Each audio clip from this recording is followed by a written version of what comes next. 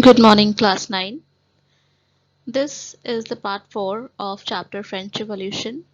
In this part, we are going to read about the women's condition and we will question whether the woman had a revolution or not. We will also learn about condition of the woman in France prior to the revolution.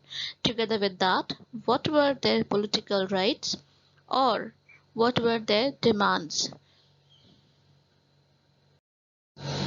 Condition of women in France. French women actively participated in the revolutionary events, hoping that their involvement will bring changes in their lives. Most of the women of Third State had to work for a living. Working women also have to care for their families, looking after their children as well. Their wages were lower than those of men. Most women didn't have access to education or job training. Only daughters of nobles or wealthier members of third states could study at the convent, after which their families arranged a marriage for them. Political participation of women. Women were not allowed to participate in political parties in pre-revolutionary France. In order to discuss and voice their interests, women started their own political clubs and newspaper. The Society of Revolutionary and Republican Women was the most famous political club. Demands of women. One of their main demands was that women enjoy the same political rights as men. Women were disappointed that the Constitution of 1791 reduced them to passive citizens. They demanded the right to vote. They demanded to be elected to the assembly and to hold political office.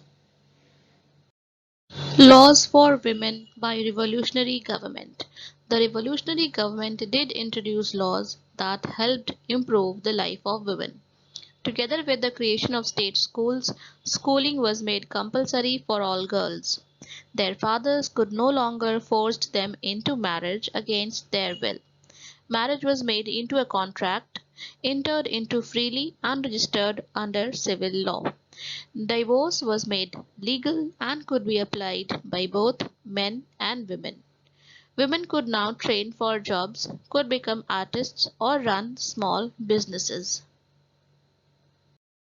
Women's struggle during Reign of Terror and after. Women's struggle for equal political rights, however, continued. During the Reign of Terror, the new government issued laws ordering closure of women's clubs and banning their political activities. Many prominent women were arrested and later executed. Women movement for voting rights and equal wages continued through the next 200 years in many countries of the world. It was finally in 1946 that women in France won the right to vote. The life of a revolutionary woman, Olympe de Gouges. She was one of the most important politically active women in revolutionary France. She protested against the constitution and the Declaration of Rights of Man and Citizen, as they excluded women from their basic rights. In 1791, she wrote a Declaration of Rights of Woman and Citizen, which she addressed to the Queen and to the members of National Assembly, demanding that they act upon it. In 1793, she criticized the Jacobin government for forcibly closing down women's clubs. She was tried by a national convention which charged her with treason.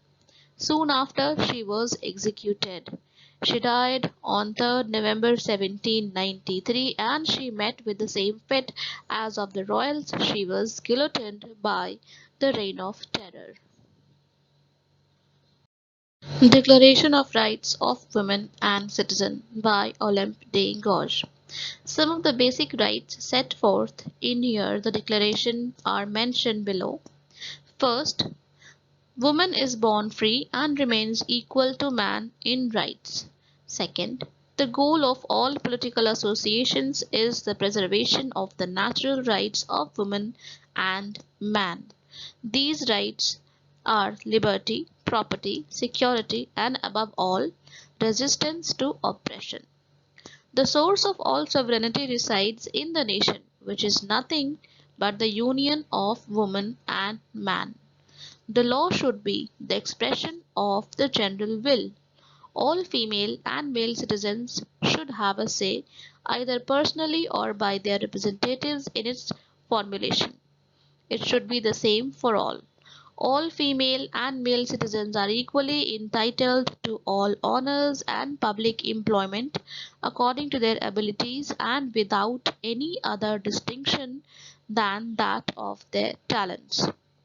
No woman is an exception. She is accused, arrested, and detained in cases determined by law. Women, like men, obey this rigorous law. So here we see Olympe de Gouges. She was actually asking for equality. Women should be treated equal to men. She was not demanding any of the special rights for women. She was asking the rights for women which were given to men.